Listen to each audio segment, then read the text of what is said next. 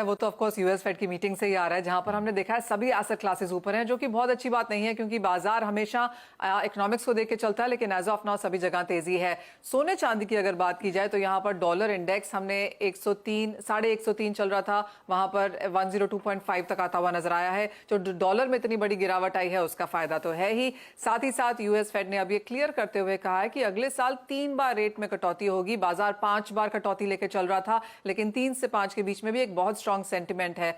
सोने की अगर बात की जाए तो हमने 2.5% की बढ़त यहां पर ओवरनाइट आते हुए देखी और चांदी में 4.5% की तेजी के साथ यहां पर कारोबार है। अगर इस साल की अब तक की बात की जाए तो सोने ने आउट परफॉर्म किया है। 14.5% की बढ़त सोने ने आपको इस साल में दिलाई है, जबकि चांदी 5% की तेजी के साथ कारोबार कर रही है। ऑफकोर्स उठापटक जरूर है क्योंकि जैसे ही भाव ऊपर जाते हैं हम देखते हैं कि फिजिकल मार्केट्स में खरीदारी थोड़ी सी रुक जाती है, लेकिन बाजार का मानना है कि ये उठापटक आगे भी जारी रहेगी। आपको बता दें कि आज भी बैंक ऑफ इंग्लैंड और यूरोपियन सेंट्रल बैंक की मॉनेटरी पॉलिसी मीटिंग है, वहां से क्या कुछ निकल के आता है बाजार की नजर उस पर भी रहेगी। लेकिन एक बात तय है कि ये जो तेजी मंदी है ये लगातार आगे चलती रहेगी और $2000 के नीचे जैसे ही आप भाव आता हुआ देखेंगे मांग भी आएगी। भाव ऊपर जाते हैं तो हम देखते हैं मांग थोड़ी सी ठहर जाती है। शादियों का सीजन यहाँ पर जारी है और बाजार यही मानता है कि जितनी बार भी आपको मौका मिलेगा खरीदारी होती हुई नजर आएगी। अगले साल के लिए काफी बुलिशनेस फिलहाल भी इन दोनों चीजें यानी सोने चांदी में बरकरार है। क्या टारगेट्स आप देख रहे हो इनमें? सोने में तो लोग कंजर्वेटिवली हमें बता रहे हैं कि 2100-2200 यहाँ पर देखने को मिल सकता है। तो अगर उसको कैलकुलेट करें इंडियन मार्केट्स के हिसाब से तो वो 66 से 68,000 तक के भाव बनते हैं। इस साल 64,000 का ऑल टाइम हाई हम बना चुके हैं, लेकिन वहां पे इस भाव स्थिर नहीं है, 61 62 के बीच में चल रहे हैं। लेकिन एक प्रॉपर तरीके से सक्सेसफुली हम वो लेवल्स पार होता हुआ जरूर देखेंगे। चांदी में? चांदी में अब ये माना जा रहा है कि 75-78 का ऑल टाइम हाई है, 78,000 का। वो एक बार क्रॉस होता है तो 85 और फिर ऑफ कोर्स टारगेट्स ऊपर में लाख के ऊपर भी हैं, लेकिन उसमें समय है। तो सोने चांदी में तेजी और तेजी की वजह और टारगेट्स अगर आप तलाश रहे हैं तो दोनों आपको मनीषा ने बता दिया कि 66 से 68,000 के बीच में कहीं सोना आ सकता है और पुराना ऑल टाइम हाई अगर काटता है चांदी तो उसके बाद कहीं आप लाख के टारगेट्स भी आते हुए देखेंगे। लेकिन अभी के लिए एक बढ़िया तेजी बाजार में बनी हुई है और जोरदार तेजी अक्रॉस ऑल एसेट क्लासेस में है, इक्विटीज में है, साथ साथ गोल्ड एंड सिल्वर दोनों में ही। हालांकि क्रूड आज थोड़ा बैकफुट पे, लेकिन अदरवाइज बढ़िया तेजी यहाँ पर देखने को मिल रही है। और हम जानते हैं कि एथेनॉल की प्राइस रिवीजन इस साल के लिए अभी तक सरकार ने नहीं की है और माना जा रहा है कि आने वाले समय में वो ऐलान किया जा सकता है। और साथ ही साथ सरकार मक्के से एथेनॉल बनाने को भी बढ़ावा देना चाहती है, पॉलिसी भी तैयार है। लेकिन पोल्ट्री इंडस्ट्री कह रही है कि सरकार पहले मक्के पर लगी इंपोर्ट ड्यूटी को हटाए। क्या है इसके रीजंस, कैसे भाव में मूवमेंट है, किस तरह से पोल्ट्री, फूड और फ्यूल को यहाँ पर सरकार देखती है, पोल्ट्री इंडस्ट्री की किस तरह की अपील है और मक्के से एथेनॉल बनाने का रास्ता कितना आसान है। हमारे साथ all India poultry breeders association के चेयरमैन बहादुर अली हैं। मिस्टर अली, बहुत शुक्रिया हमारे साथ आज समय निकालने के लिए। सबसे पहले तो आपसे भावों पर ही जानना चाहेंगे, किस तरह के प्राइसेस हैं एज ऑफ नाउ, क्योंकि जहां तक अवेलेबिलिटी की बात है और सामने अब मांग के तो जरिए खुलते ही जा रहे हैं, चाहे वो पोल्ट्री इंडस्ट्री है, फूड के लिहाज से है, फीड के लिहाज से है, एथेनॉल के लिहाज से हो। अभी तो देखिए मक्के की प्राइस थोड़ी सी बढ़ी हुई है, 23-24 हजार रुपए टन हमारे को मिल रही है मक्के की प्राइस, जो कि पिछले साल 20-21 हजार रुपए थी। और ये मक्के के प्राइस बढ़ने का प्रेशर सिर्फ एथेनॉल फैक्ट्री के कारण सेंटीमेंट मार्केट का बना है कि एथेनॉल प्लांट्स को मक्का लगेगा, इसलिए बाजार को सेंटीमेंट के कारण तेज हुआ है। लेकिन जहां तक मैंने अपना हिसाब लगाया, हमारी एसोसिएशन ने सब वर्किंग किए हैं, तो हमको नहीं लगता कि एथेनॉल से मक्के में बहुत ज्यादा फर्क पड़ेगा। और कंपनी ये इस और गवर्नमेंट की भी जहां तक बात है, गवर्नमेंट भी इस बात को अच्छी समझती है कि एथेनॉल के कारण मक्के की थोड़ी कंजम्पशन बढ़ेगी, तो मक्के की इंपोर्ट की भी परमिशन देगी। जैसे कि पहले भी हमने देखा है कि जब भी कोई ग्रेन की प्राइस बढ़ती है तो सरकार सपोर्ट में सबसे पहले आगे आती है। पिछले 2-3 साल पहले भी आप देखेंगे सोया मिल का प्रॉब्लम आया तो सरकार ने आके कही थी। अभी राइस ब्रोकर में भी प्रॉब्लम आया तो सरकार ने राइस ब्रांड को इंपोर्ट को एक्सपोर्ट को बैन किया था, अभी डीआरवी को किया। तो सरकार अग्रेसिव, अगर उसको जानती है कि इंडस्ट्री की कंजम्पशन के लिए अगर कोई ग्रेन की शॉर्टेज होगी तो सरकार अपने लेवल पे उसको लाके एक एवरेज ऐसी प्राइस ला देगी किसानों का भी फायदा हो और इंडस्ट्री भी पूरी सर्वाइव करना चाहिए। तो हम बड़ी उम्मीद लगा के रखे हुए हैं कि सरकार से अपेक्षाएं भी है कि सरकार इसमें पूरा के पूरा सहयोग देगी पूरी इंडस्ट्री को, स्टार्च को। और आज की तारीख में जहां तक जैसा आपने पूछा है, तो मैं नहीं समझता कि मक्के की कोई बहुत ज्यादा शॉर्टेज है। कुछ स्टॉकिस्ट लोगों ने इसको हाईलाइन कर दिया है कि मक्के की शॉर्टेज इथेनॉल के कारण आने वाली है। मेरा ऐसा कंप्रेशन है क्योंकि अभी राइस ब्रान भी हमारे सामने मौजूद है, जिसकी क्रॉप 1 महीना लेट आई है। ओके। इसके कारण ये अभी जो प्राइस आपको मक्के की देखने मिल रही है, ये मक्के ब्रोकन राइस की जो क्रॉप 1 महीना फॉरवर्ड हो गई पानी के कारण। अभी हमको ऐसा है कि दिसंबर लास्ट से हमारे इंडिया में broken rice all over India में मिलने लगेगा। तो मक्के की दवाई पे, मक्के के रेट पे प्रेशर होगा, निगेटिव प्रेशर आएगी, मक्के की 2000 रुपए टन प्राइस कम होगी, ठीक है। ऐसा मान के चल रहे हैं। और इसके बाद भी अगर कोई प्रॉब्लम आता है तो सरकार उसे सरकार देखेगी हमारे को शायद। मक्के का, हमने सरकार को भी अप्लाई किया है जी। कि इसमें से इम्पोर्ट ड्यूटी फ्री करके हमको इम्पोर्ट की परमिशन दे। एब्सोल्युटली।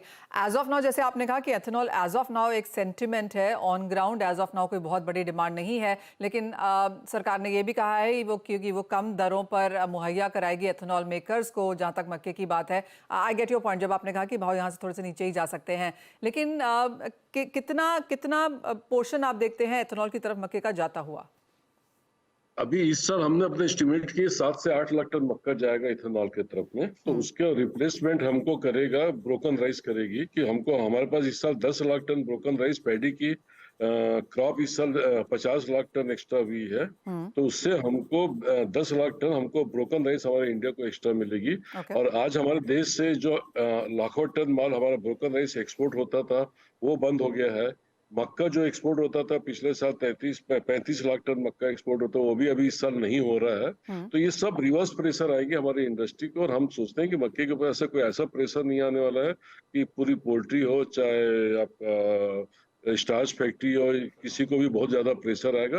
अगर कहीं कोई एस्टिमेट गवर्नमेंट का जो मक्के का प्रोडक्शन का है, कहीं एस्टिमेट कहीं गड़बड़ हो गया, तो गवर्नमेंट बिल्कुल इस बात के लिए रेडी रहती है कि जब भी कोई क्राइसिस आता है तो गवर्नमेंट इंपोर्ट के में सपोर्ट करती है इंडस्ट्री को बचाने के लिए।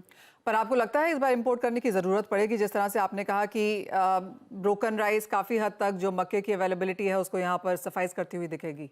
सेंटीमेंट को डाउन करने के लिए मैं सोचता हूँ जरूरी है। Okay. क्योंकि स्टॉकिस्ट लॉबी बड़े स्ट्रांग हो जाती है जब देखती कि हैंड टू माउथ जितनी क्रॉप है उतना ये है। तो गवर्नमेंट ऐसे टाइम पे सेंटीमेंट को डाउन करने के लिए लाती है ताकि किसानों को भी नुकसान मत हो। एक ऐसी प्राइस मैंने देखा हूँ हमारी केंद्र सरकार का कि एक ऐसी प्राइस किसानों को भी देना चाहती है और हमारे इंडस्ट्री को भी देना चाहती है ताकि दोनों हैप्पीनेस इंडेक्स मेंटेन रहे। तो जहाँ पे भी ऐसा होगा कि जहाँ पे मक्के का इंडेक्स इन लोग प्राइस बढ़ाने की कोशिश करेंगे तो गवर्नमेंट बिल्कुल परमिशन देगी। आपकी एक बात सही है कि बाकी सारे इंडेक्सेस देखने के लिए एक हैप्पीनेस इंडेक्स यहाँ पर देखना बहुत जरूरी है। और जरूरी है कि सबको, किसानों को भी और इंडस्ट्री को भी। और पोल्ट्री इंडस्ट्री आज हमारा लगभग 60% मक्का हमारी पोल्ट्री इंडस्ट्री लेती है। और जरूर इस बात को भी सरकार समझती है और बिल्कुल सरकार अच्छा ही काम करके देगी। मिस्टर अली, ये भी जानना चाहेंगे कि जिस तरह से पोल्ट्री एज एन इंडस्ट्री भी यहाँ पर ग्रो हुई है, ऑन एन ईयर एवरेज कितनी डिमांड ग्रोथ आप लगातार देखते हैं मक्के की इंडस्ट्री के लिए? हमारी पोल्ट्री आज 8 से 10% हर साल ग्रोथ हो रही है। मक्के की ग्रोथ हो रही है 4 से 5%। लेकिन इस पिछले 2 साल से हमारी मक्के की प्राइस बहुत अच्छी मिल रही है, तो किसानों का झुकाव मक्के की ओर बहुत स्पीड से बढ़ रहा है। तो हम सोचते हैं कि हमारी इंडस्ट्री की ग्रोथ को किसान लोग मैच करके हमारी इंडस्ट्री की डिमांड को पूरी करेंगे। जैसे इथेनॉल से भी डिमांड बढ़ी तो प्राइस बढ़ती है। जब एक अच्छी प्राइस मिलती है किसान को 20 रुपए 21 रुपए, तो किसान बिल्कुल अट्रैक्ट होता है उसकी क्रॉप बढ़ाने के लिए, फर्टिलाइजर का यूज करता है और क्रॉप ज्यादा से ज्यादा लेने की यूज करता है। और हम अभी सरकार से भी लगातार इस बात के लिए बात कर रहे हैं कि आज हमारे पास 35 लाख टन मक्का एक्सपोर्ट होता था, बंद हो गया क्योंकि हमारी लोकल डोमेस्टिक हो गई। अगर जीएमओ सीड को यहाँ पे अलाउ कर देगी गवर्नमेंट, तो हमारे यहाँ मक्के क्रॉप 30 to 40% बढ़ जाएगा। किसानों की इनकम भी डबल हो जाएगी और इंडस्ट्री बढ़ाने के लिए भी अपॉर्चुनिटी मिल जाएगी। हम वैल्यू एडिशन करके मक्के का एक्सपोर्ट कर सकते हैं। ऑफ कोर्स काफ़ी सारी चीज़ें हैं, जैसे कि आपने कहा जीएमओ को अलाउ करना, वैल्यू एडिशंस, दो एक चीज़ें हैं जो यहाँ पर मांग रही है इंडस्ट्री की। लेकिन बहुत शुक्रिया मिस्टर अली हमारे साथ जुड़ने के लिए और बहुत डिटेल में नंबर्स के साथ ये सभी अपने जो आपके व्यूज़ हैं वो सपोर्ट भी करने के लिए।